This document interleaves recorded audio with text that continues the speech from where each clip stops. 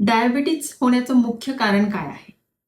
आपण शुगरयुक्त आहार घेतोय, आपण खूप जास्त कार्बोहायड्रेट्स खातोय किंवा आपण अजिबात व्यायाम करत नाही. यामुळे डायबिटीज होतो का? तर डायबिटीज होण्याचं मुख्य कारण आहे इन्शुलिन रेझिस्टन्स. इन्शुलिन रेझिस्टन्स म्हणजे काय?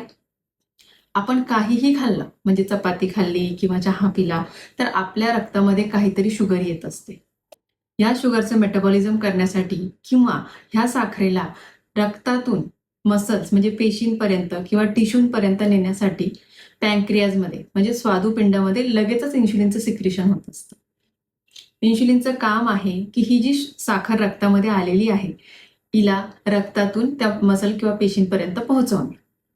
हे कार्य करत असताना त्या मसल किंवा पेशींवर जे इन्शुलिनचे रिसेप्टर असतात ते जर इन्शुलिनला रिस्पॉन्ड करत नसतील, म्हणजे साखर आतमध्ये घ्यायला जर दरवाजे उघडत नसतील, तर त्याला इन्शुलिन रेझिस्टन्स असं म्हणतात.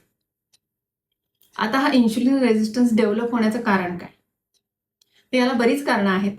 जसे अजिबात फिजिकल ऍक्टिव्हिटी न करणे, अचानक आपल्या पोटाचा घेर वाढणे म्हणजे पोटाच्या आतमधलं फॅट जे आहे ते वाढत जाणे, हार्मोनल इम्बॅलन्स म्हणजे पीसीओडी किंवा हायपोथायरॉइडिझम सारखे आजार, खूप जास्त स्ट्रेस लेवल असणे.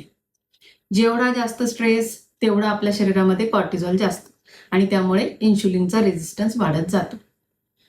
स्लीप म्हणजे झोप जर कमी घेतली तरी सुद्धा हा वाढतो. फॅटी लिव्हर असेल तरी सुद्धा हा वाढतो.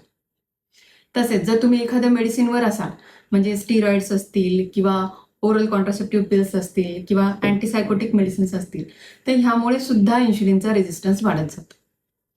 जर आपल्याला आपला डायबिटीज पूर्णपणे बरा करायचा असेल तर इन्शुलिनचा रेझिस्टन्स कमी करायला हवा. नक्कीच मग आपण आपला डायबिटीज बरा करू शकतो.